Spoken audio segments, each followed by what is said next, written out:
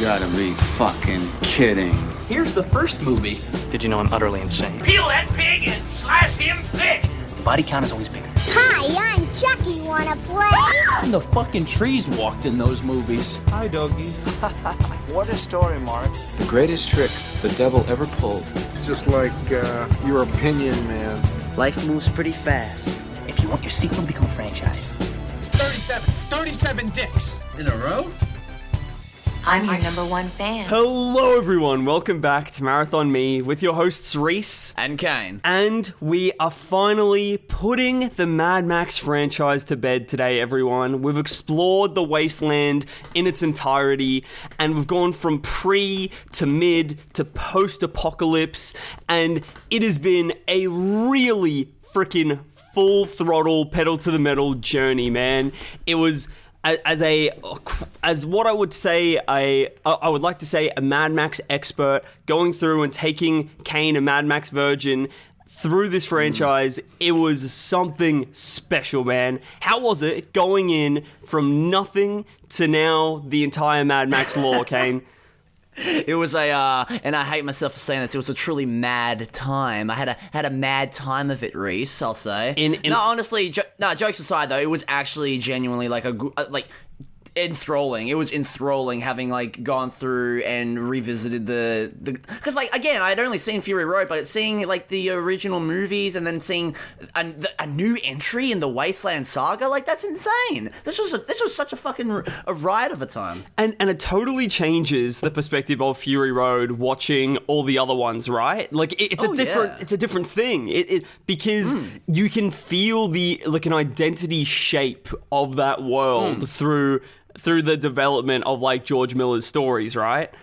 Yeah, you really get like a different kind of you get something different with each entry of the Mad Max saga. You know, revenge tale, classic action, weird kids Peter Pan movie. You get a little bit of everything. There's something for everyone in the Mad Max saga, and that's why George Miller never misses. In George Miller we trust, or whatever the hell we said in the other episodes. And then it ends off with a Marvel movie, so it's great. It's just like you get a lot of different little touches here and there. And the wounds are still fresh, Rhys. All right, the wounds are still fresh. So we've let the flavors sort of settle a little bit because it's been a while since we watched these movies now, and I'm glad that we have for this ranking because there were a lot of emotions going around at the time, right? I was full of emotions because I felt like a freaking child rewatching these movies again in just how excited I was about everything that was going on in front of me. And then I was, as I mentioned in previous episodes, felt this massive letdown eventually, and it was like an emotional. It was an emotional roller coaster for me, without a doubt.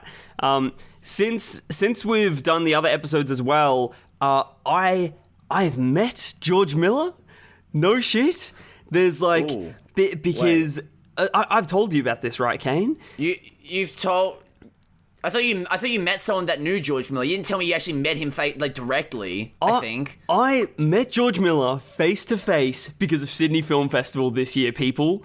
He was doing a Q&A and I volunteered for the festival. And, you know, there was just like a little bit of like glimpses here and there. I was just in his presence at the start. But then at the night of that day, there was the Megalopolis screening like the premiere in Australia, and I was there just working the door, and then who comes to watch Megalopolis other than George Miller?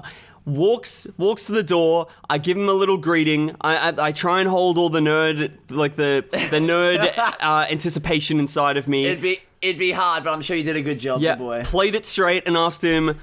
You know, me and him, really, really close mates at this point, had a really intimate conversation. I thought you were going to say, like, and I asked him, hey, have you listened to the Furiosa episode? Yeah, mate? exactly. Come on, get on it. I right away went, what the fuck have you done? Yeah, I right away berated him. No, I put on a straight face and went, hey, George, have you seen many movies for the festival yet? And then, because we're just such close mates, he went, not really. And then he kept on going. Ooh. Damn, man, you're in, man. I know. He'll be thinking about that before going to bed, right? Fuck. So So I'm sure that there'll be some sort of character in his next film inspired by me that's going to pop up or something, because we're just so damn close. But we can only hope. But anyway, I reckon that without further ado, let's sort of jump into our own individual rankings of this franchise, because I think that long time coming. We'll definitely have different perspectives going on, and Kane, I want to hear your ranking first. All right, let's start off. So for me, number 5. Number 5 was pretty easy. It's Thunderdome. Like I've said before that it's not a bad movie by any means. It's a bad movie, but it's not a bad movie. It's a fascinating movie, I reckon, is probably a better way to sum it up. It starts off like a classic Mad Max movie, and then just turns into this bizarre mix of Peter Pan and a Saturday morning cartoon. And it doesn't even really feel like a George Miller movie, because again, he only did half the movie. I don't know. I will say this, despite it being the worst Mad Max movie, it certainly isn't boring compared to a lot of other, last place entries in rankings that we've done. This is no The Omen remake by any stretch of the imagination, is all I'll say. It's bizarre. It's potentially like one of the best of the bottom of the barrel movies that we've ever ranked. Oh hell yeah! Oh hell yeah! This is not compared to Alien Covenant or fucking Beta House. Oh my god! Definitely not. This is no Beta House. No, not in the slightest, man. Not in the slightest. So for number 4, this might anger some people, I feel. And let me just say this: rankings, the first 2, easy as piss, a piece of piss to rank, honestly. But 3 and 4, super fucking difficult, because I couldn't decide which one I preferred over the other, and blah blah blah blah blah. And I was having a big think about the last couple of days, and I figured that I've come to the conclusion that my number 4 spot is Mad Max 2: The Road Warrior. Okay, interesting. It is a banger of a film. Like one of the coolest fucking post-apocalyptic action movies of the 80s and of all time, really. Impressive for what they could do on still such a low budget. Yet, despite the cool action and the great set pieces, there's not really a lot to the movie thematically, beyond the surface. It's a great time, but when you finish watching it, you're not really left thinking about character motivations or really any kind of deep meaningful themes about it.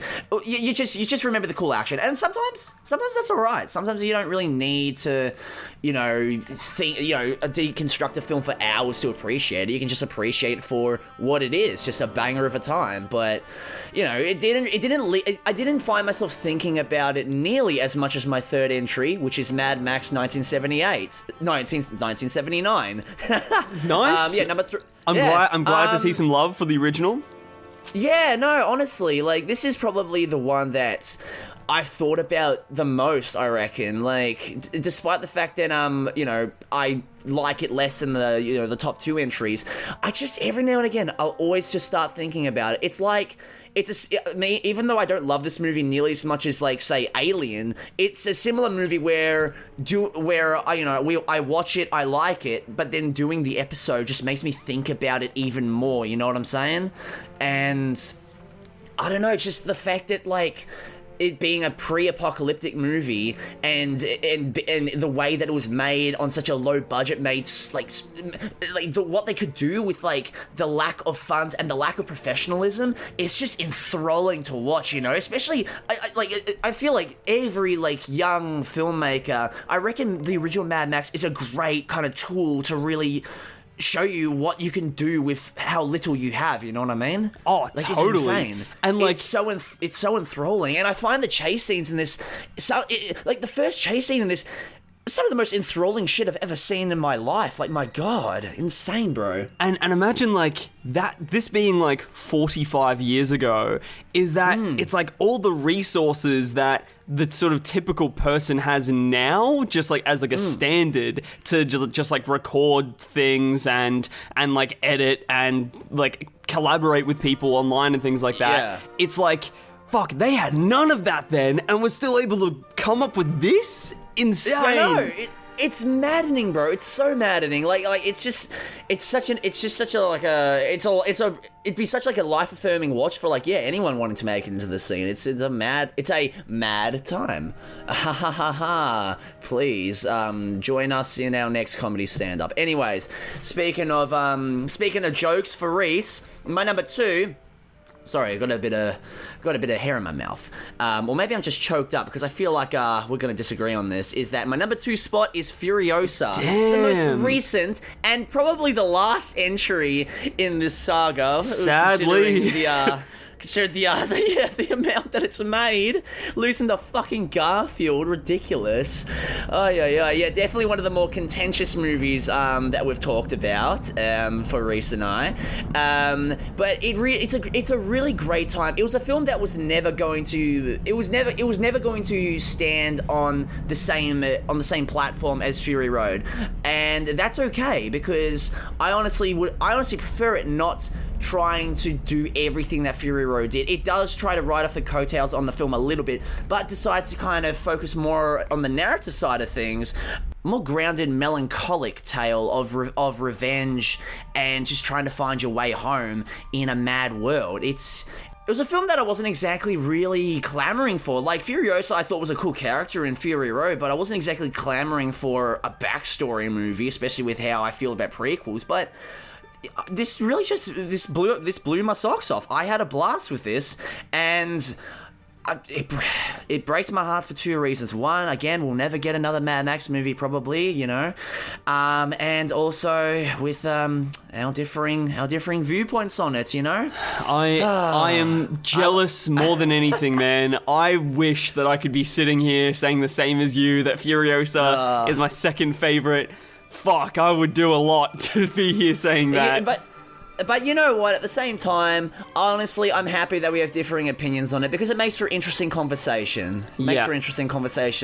Which is, which is always much more interesting to listen to sometimes, I wonder who's going to be on the right side of history. I wonder if in 20 years' time, when culture looks back on this film, I wonder if it's going to be critically acclaimed as it sort of is at the moment, or if the pendulum. You reckon there's gonna be like a kind of a reappraisal kind of thing? I think that this is of course very biased, but I think that in 20 years' time that people will look back and be like, oh, maybe we were a little bit too generous to this film. Potentially. I mean, you look. I think you could be right that maybe people could see it as a bit overhyped. I don't think they'll see it to the level that you see it, but only time will tell, I guess. Yeah, exactly. But anyways, speaking of, let's keep the ball rolling. We don't want to be here for 3 hours. We got another series to talk about very soon. But anyways, number 1, Fury Road. Very good pick. What can be? I've said all I need to say about this movie. This movie's just fucking bonkers, honestly, in the best way possible. A visual, audio, and even narrative just feast. Oh my lord! Honestly, I feel like I've said all I need to say in the episode, and right now, just watch it for yourselves, guys. Watch it for yourselves. Then come back and listen to the podcast, obviously. But watch it for yourselves and just be blown away. That's all I'll say. All right, that's all I have to say. Rhys, take it away with your ranking. Very nice, very quick, very concise, and I'm glad that it is a little bit different to mine, which it definitely is. Ooh, I'm excited. To add a little bit of context again, just to remind everyone, is that Kane and I come from very different perspectives to this franchise. And I think that is where we have these differing opinions. Because my number 5 position, my bottom of the barrel, will not come as a surprise to Kane or people that listened to this episode, but it goes to Furiosa, a Mad Max saga. Dude. God damn it, I was hoping you would say, I was thinking he might say Thunderdome. No, I was an idiot for thinking that. So I've had some time to think about this, and I'm not as angry as I was at the start. When I first watched this, and for a couple of weeks, I was freaking angry. But now I'm just sad. I'm just so sad about how it turned out, and how it felt like that it forgot and lost the essence of what Mad Max is all about, and in losing that, it lost its weight. It just, to me, none of the punches have weight to them. It all feels so like made out of a machine instead of being made out of like these pure lust to create, which all the others really feel like that. And I think that where my mood is sort of shifting is that I was angry thinking like, George Miller, you sold out, you piece of shit, sort of thing. But no. I don't think that anymore. I think that it's don't blame our man. Yeah. Don't blame when I made eye contact with George, I could just tell that this man wanted to make something better than what came out. It's because it is such a large movie, right? There's like fucking close to $200 million budget, a lot of fingers in this pie. I feel like people really did want to make a suitable, amazing follow-up to Fury Road and to this franchise, but there were just little pieces that sort of fell flat, and because of that, the whole thing collapsed for me. And because of that, like, lack of fine tweaking, that is what makes it fall outside of the parameters and the standard that I have for this franchise. And because of the standard that I like held it up to so much, it still is my biggest disappointment of the year so far cinematically. And damn. And it is like, it still feels to me like this Marvelification of Mad Max that potentially has put freaking nails in the coffin of this franchise. And I always think when this happens that even if there was another one, oh no, they've gone too much on this other track now, that it's just going to go down this like popcorn flick area. But I do have hope that if there is ever another one to come about, that if all the pieces come into place, then it can be good again. It can reclaim that magic that it once had. But anyway, my sadness... In your opinion. Yeah. In my opinion, as all this is. Just... yeah. But moving on to my number 4, which is Beyond Thunderdome, where the reason that this goes a little bit higher than Furiosa for me is because the first half of this movie, I actually really fucking like. I think that it is a great, interesting shift to the franchise, even though that it really does embody to me the commercialization of the property. It still feels like that the campiness and personality comes through. And what were you gonna say? Oh, no, I was going to say, like, what did you say about Thunderdome? You said it was, like, the most, like, you said, like, it was the most 80s of the Mad Max movies, you know? The 80s have been injected into the veins of this movie. Like, fucking... Yeah, like, the second you see Mel Gibson with that fucking mullet, mate, you know, we're in 1985, all right? Yeah, oh, hell yeah. Yeah, exactly. But interesting expansion on the universe, that there's been a nuclear war that has happened since the last time that we've seen this.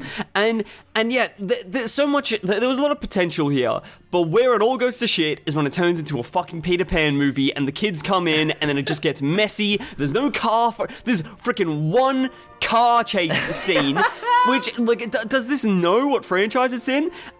So that is quite upsetting because, again, the potential that's there, that there's half of a good movie and then they tried to make a Disney flick. I am so curious as to, like, if there's anyone out there that prefers the Peter Pan stuff in Beyond Thunderdome compared to like the Mad Max stuff. You know what I mean? I'm so fucking curious. I know kids would probably love that stuff. I think. Actually, I don't even know. I feel like kids of this day and age would fucking hate that stuff. Maybe. I think the kids of the '80s look back on it with nostalgia and actually quite like that. Oh yeah. Of course. If they grew up, I guess, if they grew up watching it, that makes sense. And it turns them back to this whimsy of, like, the Goonies, but in the Mad Max universe. Yeah. I think that's okay, what... that makes perfect sense. I think that's what happens. But moving on then to my number 3 position, which it's so weird to even, like, write this down and see this like this, but Mad Max 2, because this is right in the middle, right? But still, like... This is still a great movie, and for something to be like right in the middle and still a great movie is a testament to this franchise, right? Yeah. The action is insane, and now it's gone a little bit more ham-fisted with the campiness, but it gives it this unique aesthetic that still has sort of its impact on culture of today. Like, you know, being the, I don't know if it's the first ever, but like probably the most popular pre-Jason villain with a hockey mask. Pretty fucking formative. Yeah. Oh, definitely. But what this one does lack is this substance and story that it is a very simplistic narrative that is going on. And it really is just about Mad Max becoming this legendary road warrior. And like other than that, and seeing like every film post this just imitates the same basic, simplistic A to B story, but gives it a little bit more nuance, it feels. So, but this was integral to get us there, though, and get us to grander pastures. Definitely. And this was like kind of like the foundation of the Mad Max as we know him kind of thing. You know what I mean? Totally, adding the sandiness to the world that we know full of sand. Oh yeah, greener pastures that this does allow to build upon is then my number two position, which is Mad Max Fury Road, which the freaking velocity of this film, that is a well-oiled machine of a movie, that the freaking pacing never stops. Everyone's arc falls exactly where it should be. Characters that you think are just there for a bit of set dressing, e.g. Nux, for example, becomes this compelling, like, life-affirming arc in the film that is integral to the overall theming of this movie, which is all about how you can live and survive purer than you ever have before in death and in putting something before yourself. And you feel this all the way through. I cannot wait to see this in a cinema one day. Oh my god, yeah, same here, man. The unique visual prowess that this has is to be amazing. Like, it is just amazing. And that is another thing to, like, when you put it next to Furiosa, it's like, why does it lack that? Why does it take out the punch and grit of that visual style? It doesn't make any sense to me. So it's almost like this is too good to then have a follow-up which is Furiosa, what we see. But my number one position goes to the original 1979 Mad Max movie, because this is so integral in seeing how Max became mad. Every viewing that I've seen of this film, the understanding of the film has developed and changed, and I've gotten more of an appreciation for this character that we're seeing. It's the only film where we sort of see Max's humanity in a natural form. You see the world just on transition into an apocalypse. You still see a bit of a normal world in front of you that is like it's a very eerie movie, isn't it? Oh my god, yes. And and the eeriness is instilled into you from the first frame, telling you that this is a few years from now.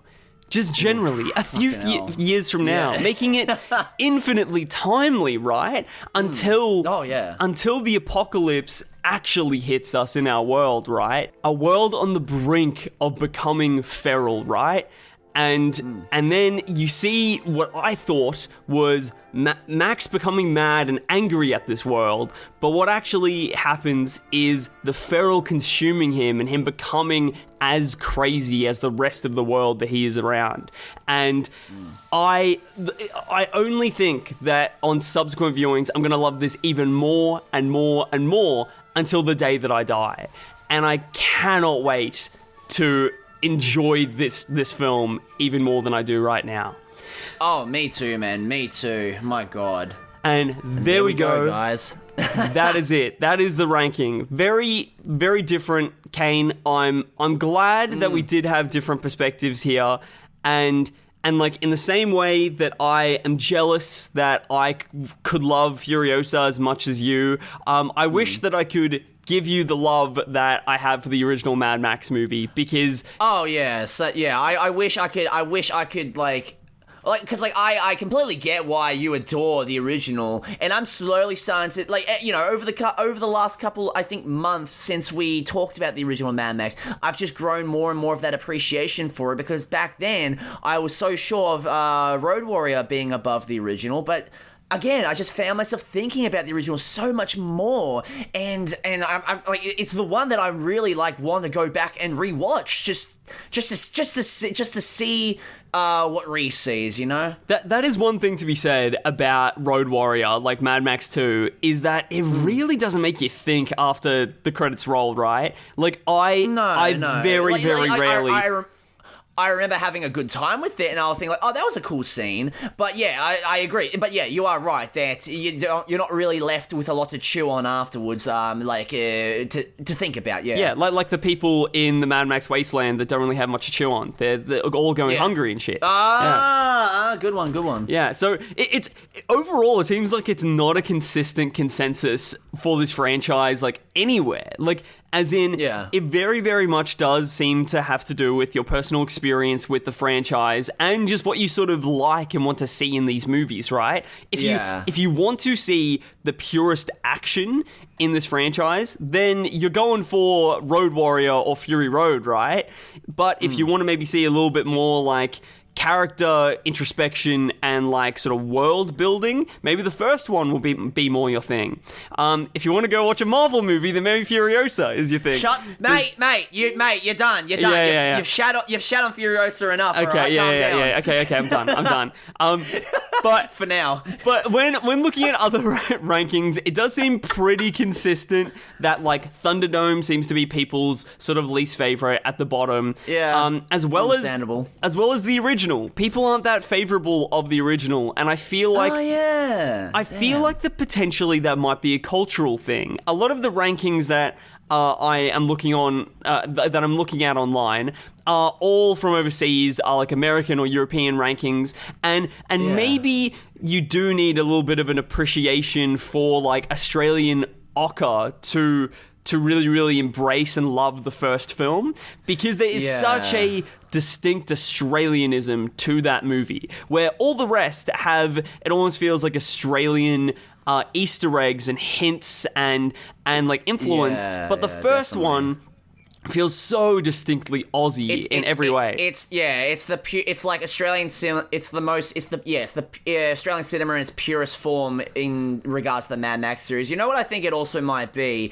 I'm pretty sure we discussed this in one of the episodes, that this movie is overshadowed by everything that came out afterwards, because, you know, the later movies, especially Road Warrior, that's where like that's where the Mad Max that audiences know came from, you know? The desert landscape, the entire movie being just car chases, maniacs dressed up in like gimp attire or looking disfigured as fuck. You know, all that kind of stuff that came out, that was in like the sequels, and that's the more popular iconography that audiences know. Meanwhile, the first one being a lot more grounded and slow paced, and a lot more methodical in its pacing. It would get to make a pun, left in the dust kind of thing. You know, left in the dust as the franchise drives away into the insanity and Arrakis adjacent fucking landscape that we know today. Deeper and deeper into the wasteland, right? Like that. That's how it goes. And holy shit, the marathoning experience of this franchise, superb. Like, absolutely. Like, without any hating of like the eventual film, like it really, really does like keep on growing more and more and more. And you see this like almost like this child concept, like the concept of the first movie is like a baby that then you see turn into a teenager, then a young adult, then like a hardened grown up, and it's beautiful to see this growth, even though that it does sometimes go a little bit up and down. You're given something new every time, at least in some way, and something to chew on extra. So it is infinitely marathonable, I think, and like made to be marathoned. there's just those little tonal tweaks and changes in each subsequent entry, which makes it interesting. It makes it that you're not watching the same film over and over again. You know, Yeah. It's not something like one of our more recent series that we did. It's like the Hostel movies, where like, I mean, they do different things, but it's kind of just the same. It's the same idea, where it's just like, you know, people getting killed by the elite hunting club kind of thing. You know, like at least in the Mad Max movies, yeah, different stylistic and narrative kind of tweaks in each entry, you know, which makes it a very dynamic series to watch. The variety keeps it fresh, and that's what you need. And like we're definitely discovering, right, that through marathoning all these franchises is that even though that it's comforting and interesting to see the similarities, it's like you've got to give me something new each time. If you don't, then it feels redundant. You cannot be there is nothing in this franchise that is redundant. Let's explore a little bit of the sad reality that we've come to in this Mad Max franchise, that now that it has been about a month and a half or something since Furiosa came out, it is 100% confirmed that Garfield has beaten Furiosa in the box office, and not just by a little bit, but by tens of millions of dollars. And with fucking Chris Pratt, goddammit. Yeah, Chris Pratt as Garfield has proven more profitable than this freaking like impactful, amazing franchise that has now been grown even more. And like, also, Garfield took half the amount of money to make than Furiosa did. And, my God. And this has also affected directly that Mad Max Wasteland has been cancelled. It's been officially cancelled. Oh my God. Did I message you that? I think that we may have chatted about it already, but we have not mentioned it on the podcast yet.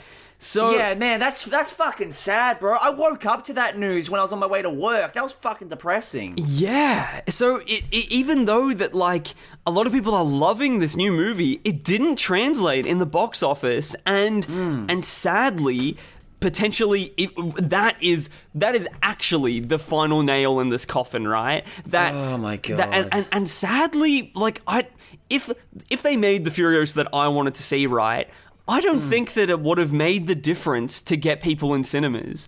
I don't think it would have at all. And like, what does that say about our movie-going people, right? That, like, there's been a lot of really strange box office fails and successes this year so far. In, like, another film that I was really surprised that did quite poorly this year is The Fall Guy, the Ryan Gosling, like, stuntman movie. Did that do poorly? Yeah, really? It didn't do that well. I thought that would have been at least, like, a decent success. Okay, that's interesting. Considered a flop, and like that. Wow. That to me feels like peak box office like gold, right? Like you've got two big stars, really action oriented, like very like action comedy. So pretty much like, even though that it's like I think it's MA or something, so it's like older audience, but still like quite family, like interesting for the family to all engage in. It's also like directed by like a guy with like a pretty decent like track record. You know, one of the cunts that did John Wick, who did like what do you call it, a Bullet Train, which like I think that was like a modest success at least. So like you think it would translate to The Fall Guy, but yeah, according to you, not so much. That's good. You know what I think it is that like, when it comes to the movie industry these days, it's like a movie can make like how much did The Fall Guy make? Do you know off the top of your head? Oh, I do not know off the top of my head. Okay, well that's all right. But like a movie can make like say like, for example, all right, let's just use this as an example, that it made like, I don't know, like $200 million or something. It made $105 million. It looks like. Okay, but here's the thing though, is that if someone from like say the 1970s like saw these results, they'd be like, oh, that's amazing, that's awesome, that is a box office hit. But like, because now movies are more expensive to make, and because of, you know, successful films like the MCU or not so much the DC universe, but like, you know, like stuff like the Avengers movies, you know, they turn up such a huge profit that, oh, if we're not making $1 billion every time, click, then it's a flop. You can make a lot of money, but It's not Avengers numbers. It's not Avatar numbers. It's not Star Wars numbers. Flop. Like, it's just, it's insane. It's a lot more.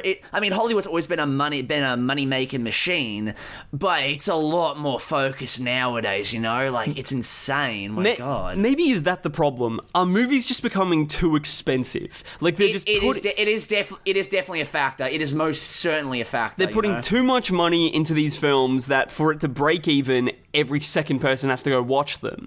And then they will like, and then what they're doing, right, is that they'll be like, oh no, it's that Ryan Gosling is not profitable enough. Oh no, it's that like the actual physical, the actual physical stunts happening in this movie, that's not profitable enough. There has to be more CGI. Like, and because they're not going to look, like, studios aren't going to look themselves in the mirror and go, maybe we're putting too much money into this. Oh yeah, they're like, they're not going to do that at all. No, it's David Leitch, the director, that like, no, he's not profitable anymore. And also, to correct myself, it seems like that it's around 177 million that the movie made worldwide on around $150 million budget. Damn. Okay. Fuck. But like, there's they put a lot into the marketing of this movie. Oh my God. Yeah. I mean, you could imagine, man, because like, what they didn't they do a bunch of marketing? And since the movie takes place in fucking Sydney, after all. A heap of it. A heap. We worked a little bit on the PR for like the home entertainment release for it.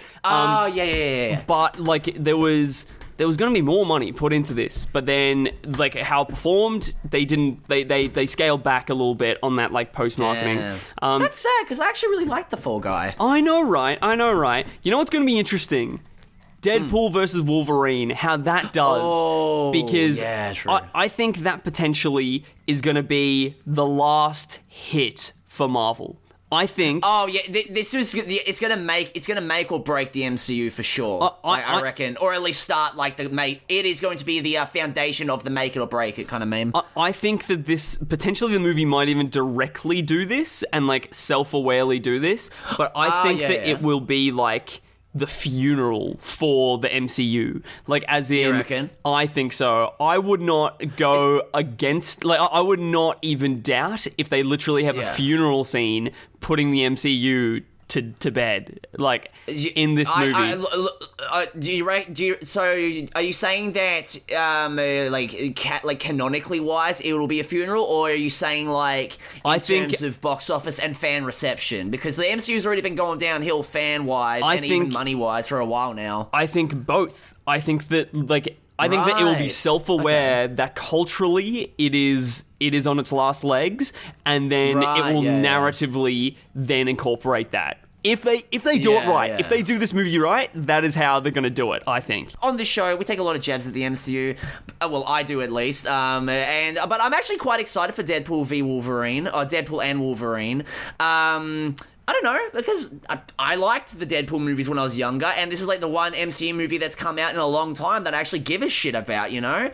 Because, it's based off a property that, well, I don't love as much as I was when I was 15, 16. I'm interested in it. It's got a fucking actor that I've been wanting to see in this movie since, I think, 2018, since Deadpool 2. Actually, funny enough, I actually just rewatched the original Deadpool last night, actually. No, not the night before, actually. I digress. One new additional piece of news that has come out now with Furiosa being a little bit down the road, is that, you know how the Australian government is putting quite a lot of money into supporting the screen industry here in this country, right? That's why we're seeing movies like The Fall Guy being shot in Australia, or Anyone But You being like Sydney all over it, right? True. And it came out that an estimated... Okay, let's play a little game of higher or lower. Ooh. How much money, Kane, is it estimated that Australian taxpayer funds went towards the production of Furiosa? Guess a number. I'm going to take a guess as to say, I don't know, maybe like 900 million? 900 million. That's almost $1 billion. It did not cost $1 billion to make this movie. making the movie. I thought you were talking about. Okay, maybe I'm going a bit too high. Fucking hell. I don't know. When I hear governments using money, I just assume they're just pissing away fucking billions or some crap. Okay, they're pissing away a lot of money. Okay, let's restart. Okay, record scratch. Okay, so this is... You should...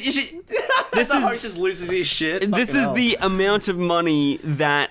So, it's like around 180 million or something that this movie cost to make. And this is... That's not including marketing. But a lot of the funds that went into this movie to, like, create it came from the Australian government. Okay, fucking alright. I guess 900 million was a bit of a tall order. Yeah, 900 million put into a $180 million film. Hey, you told me to guess a number, mate. I guessed a number and you yelled at me for it. True.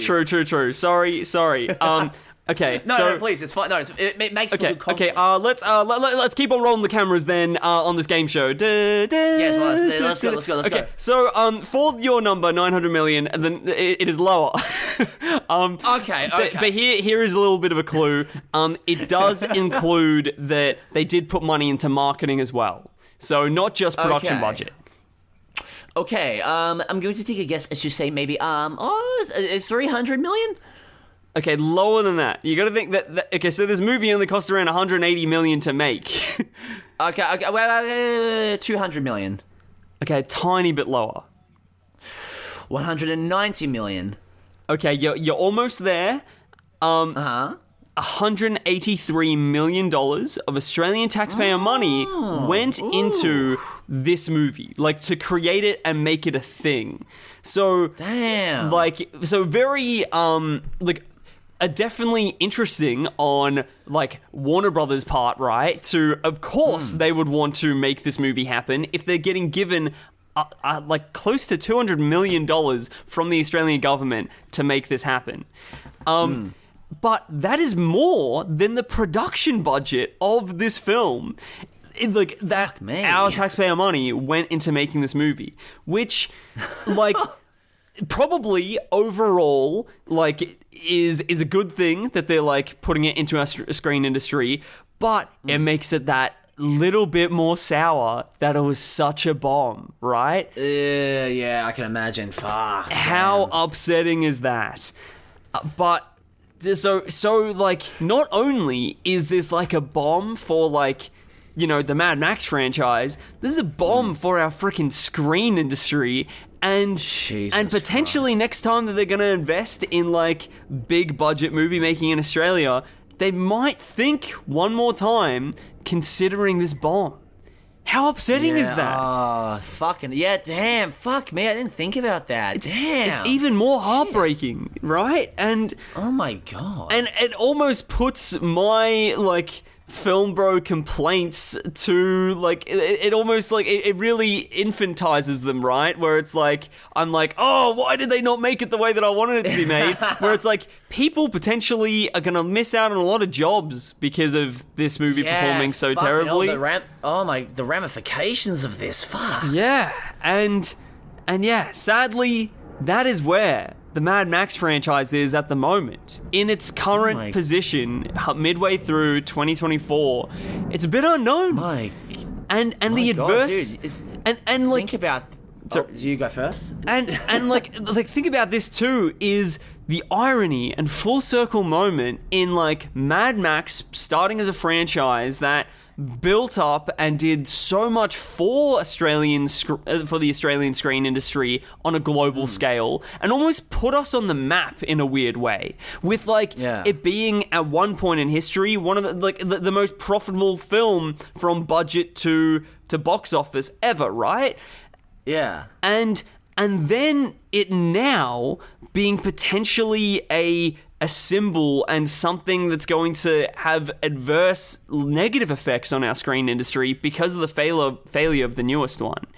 But fucking hell. So this sort of tragic full circle moment of the power and impact that Mad Max has had on the Australian screen industry. But maybe it is exactly to the point that we said before of that maybe they've just got to make more movies and support more movies that are $400,000 instead of close to 200 mil, right? Yeah. Oh, completely. Yeah. And maybe that's what's changing, and that is the unbelievable, terrible like standard that the film industry has been put to. But oh my fucking. But what were you God. gonna say? Sorry, I interrupted you. No, it's okay. I was just gonna say that like it's kind of crazy that the Mad Max series at this point has kind of gone through a similar. Through a similar kind of story arc as their counterparts, instead of desert being water, with Kevin Costner's Waterworld back in 1995, the Mad Max movie of the seas, which was like Mad Max on the but ocean, and that was considered a fucking flop.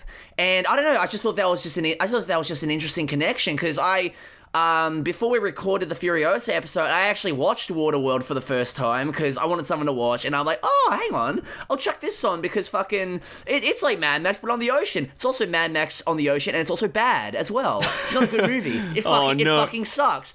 It fucking sucks. And it reiterates my point that I don't really like Kevin Costner as an actor. I think he's kind of a shit actor, not gonna lie. I haven't watched a single thing where I've been compelled by his fucking performance. His character in this movie is a fucking charisma vacuum, and it blows my fucking mind that right now he's making like a 4-part series, like a 4-part Western series, all of them being 3 hours long. It boggles the fucking mind. I'm sorry, I need to rant about that for a second. Also, Rhys, have you seen The Bodyguard, by the way, with Kevin Costner and Whitney Houston? I've not, no. Okay, fine movie, whatever, but my God, Kevin Costner as a romantic lead does not fucking work. The man just seems fucking depressed the entire time, and it's like, Jesus Christ, get this man a fucking, get him some antidepressants or something, or get him some fucking coffee. I'm about to fucking fall asleep watching him. I'm sorry, I don't hate him as a person, I just think he's kind of a shit actor, not gonna lie. Man, I love that you brought up the Horizon movies, that like the Western epics that he's trying to go on at the moment, which seems like such an ambitious. It's a vanity project. Oh my God, it is a vanity project. It is that he has in his mind, right, a Netflix miniseries, but he doesn't want to stoop so low to like Netflix, right? So instead he's like, no, I want to theatrically release these. Ridiculous. And he thinks that it's gonna be profitable and that people will flock to the cinemas for it. And bro, I am sorry, Kevin, but your Yellowstone popularity is not gonna get people rolling to see 4 3-hour Horizon movies about the Wild West. My God, look, I can shit it. Look, a similar vanity project from this year or last year, whatever the fuck it was. But like, at least with like someone like say Zack Snyder with the fucking awful Rebel Moon movies, at least there's like an audience for that because the man has a fucking cult behind him with the DCEU. At least he has that, you know, that fan base, that cult. Kevin Costner, I mean, he's got fans, but like not to the same level. The fans that Kevin Costner has are people that would be watching shit from home. It would be like people our parents' age that really like Yellowstone and are watching it right now on Stan or on whatever, like Hulu or whatever it's on in America. I don't think that many of them are going to go out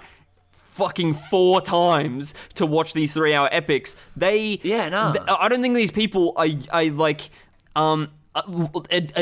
I don't think that these people like 3-hour movies. I think that these people are like over that now. They're the same people that would complain about Oppenheimer being so long. So at least Zack Snyder is like, you know, stooping, like he knows his audience, and he's like, I'm gonna release this to Netflix so that they can actually see it. So then some people can see it.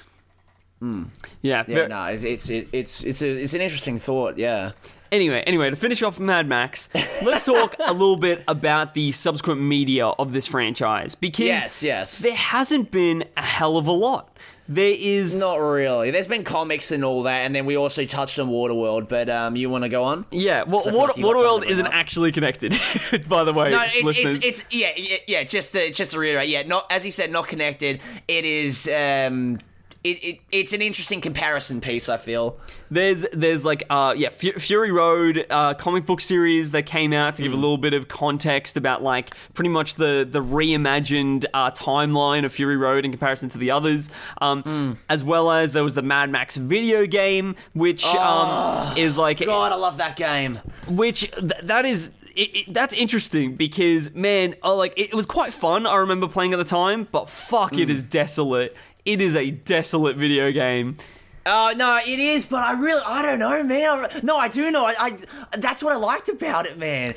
Also, because like, it's just so fun to just roam around. I'd be like roaming around listening to fucking AC/DC while playing the game. Oh my god, I miss that era so much. That sounds like that sounds like the most dude afternoon I've ever heard in my life. That sounds great. Oh my god, it was so fucking fun. Oh yeah, but yeah, you go on. And with this game, it's not chronologically connected to the Mad Max that we know. It's sort of just like taking the iconography in the world in isolation and then creating its own video game on that.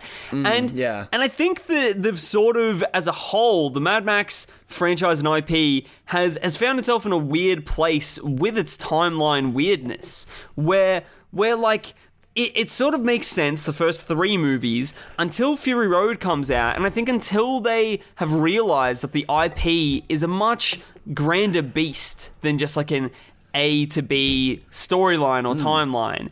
And like, it almost has become its own essence and idea. Mad Max is now more of an idea than it is an actual chronological story. And reading up on things, it feels like it's almost gone to like a fanfic territory where people can take it in different directions. That's even, and like, it's with Fury Road, it is almost like George Miller took it and fanficked his own IP and took it in a different direction, which shows that it has surpassed what it first was, right? It's become an idea, and Mad Max can be a lot of things now, which is very, very exciting and could potentially be so interesting for what the future of this series could hold. So, oh my god, fingers crossed that it is not the end. Oh, please, God, please. And rest in peace. And also, we'll just say it on the show right now, rest in peace, Mad Max, and rest in peace, George Miller, if this is the final kind of nail in the coffin for the Wasteland saga. Just in case. Yeah. Hopefully a reluctant rest in peace, because there's still so much to explore in this universe. Like, completely. Like, we see like a fucking war play out in Furiosa, right? But like, I want to see the bombs drop. I want to see this nuclear war that apparently happened between 2 and 3, right? That's a integral part of like the lore of this world, and we know very little about it. Is that not something that like should be seen and should be explored? I definitely think so. I also just want to know that, like, maybe it'd be a bit too over the top, but like, or unneeded. But I'd be interested in seeing, like, what is the rest of the world like? You know, like, how is the rest of the world affected by this? Or I've seen like just some people like meme about it. They're like, maybe it's just Australia that's just the desolate wasteland, and it's similar to something like 28 Days Later, where like the rest of the world's fine, and then Australia is just the one fucked up thing, kind of like how like the UK was the only infected spot in 28 Days Later. I don't know. It's an interesting little thought experiment, you know? Maybe. We also have not seen, other than one scene at the end of Thunderdome, we haven't seen cities. What is a city like here? Yeah, true. Oh my god, it'd be such a fucking cool thing. Oh my god, like, would you want them to make, if they made a TV series, would you want that? Like, kind of like a TV series in the same vein as, say, like the Fallout series. Would you be interested in watching that? Ooh, that is, I would be interested, but I feel like it's not the right fit. I feel like it's not. Right. I feel like it's not the right fit for this franchise, to be honest. I feel like I feel like as a film is the purest form that this can take. I believe. No, honestly, I agree. I'd be interested, and it could be enthralling. But yeah, I do agree with you that it's better to stay in film form rather than TV show formats. Because frankly, I'm kind of getting fucking sick of a lot of IPs just being moved over to TV and miniseries. Like that's what fucking killed Star Wars for me when they just started making all these shitty series about them. Oh that's my what god, killed yeah. That's pretty much what killed. That is like what started the death of the MCU. Like we don't need that kind of shit. It's that's oversaturation in its purest form. Like fuck me. I was thinking about this recently about these like subsequent sort of spin-off TV shows of IP. Right? Is that what it really to me seems to do? Is that it makes. It demands so much from its audience to be up to date on an IP that they care about. God, yeah, and what it makes it is that it creates this high maintenance relationship with the IP, right? And it almost demands you to be like, no, you got to come back to me. It's this high maintenance relationship that it's like, no, don't watch other things. Just watch Star Wars. Just watch Disney stuff. Like, why would you have to go and watch other things? And I feel like I want to sleep around with other IP and not have to be in a committed relationship with Star Wars, right? Exactly. I completely agree. Even the boys is guilty of this as well, where it's like a lot of stuff in season 4 ties into the fucking spin-off series Gen V. Oh, I does haven't it? watched it. It's not because I haven't seen Gen V and I've been watching season 4. It's not egregious. There's just little bits and pieces of the story, and there's certain characters that were in Gen V. It's not that egregious, but it is still there. It's still bothersome, Like it's very it's annoying to say the least, Interesting, because I like that Mad Max can exist as an idea, but still just. You just need to watch the films for it. There's still that is where the idea is contained to, right? Because then it sometimes can become really messy when the idea is everywhere and it becomes like you almost have to be paying attention to the action figure line to know what's going on in the Wasteland movie. I don't want to see that, but. That's fair. Honestly, having actually gone through this discussion, just the idea of the TV show now is just I'm kind of thinking like maybe I don't want that. Maybe we just stick to the movies and maybe just don't make a TV show in general. Just really quickly, did you know that they made a fucking Sausage Party TV series? I do know about this. It is in my Amazon Prime watch list. I didn't fucking know this until this week, and I'm thinking, who the fuck asked for this? It is very, very strange. What the fuck? Is any of the cast from the movie involved? Is Seth Rogen still Frank the hot dog? I reckon he would be producer, producing credit. Okay, yeah. Based on characters by Seth Rogen and Evan Goldberg, I reckon. What the fuck? That's so weird, man. Fucking hell. Oh my god. Well, who knows? Could be good like the Ted series. Who knows? Oh my fuck. Yeah, true. Fucking hell. Oh god. We should probably wrap this up before we go more off track. Exactly. Kane, do you have any closing thoughts about Mad Max before I have one more last thing to talk about? Not particularly, apart from the fact that I just had a great and mad time watching this franchise, and just diving headfirst into this wasteland. And I really hope that we get that the wasteland, that the potential of the wasteland isn't wasted by not making any more entries, and that's pretty much my kind of final thoughts. So, Rhys, you want to close it up for us? Perfectly put. I'm so happy that I could take you on this journey, man, because introducing someone to the Mad Max franchise is probably going to be a bit of a mainstay thing for me now, because I loved being almost in the passenger seat for you experiencing these for the first time, because it really does feel like something special, and I love that this franchise has been so thematically consistent almost throughout, and it's been so it's such a terrific theming as well, right, that creeps up on you throughout the apocalypse, right? taking one's humanity from them. Because what the apocalypse does is that it takes everything from you.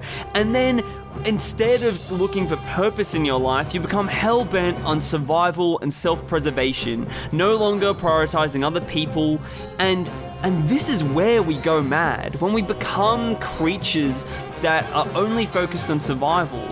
And all that we can really hope for is that in putting others above ourselves and empathizing, is that we have a chance to regain that humanity again, and ultimately cure the madness inside. And that's what Mad Max is all about. And we'll catch you next week.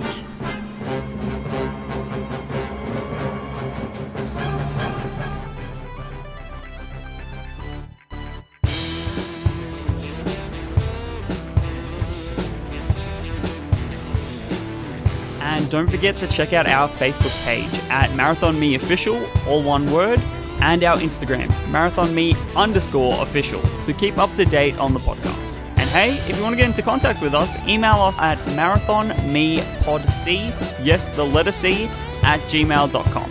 Like podcast without the ask.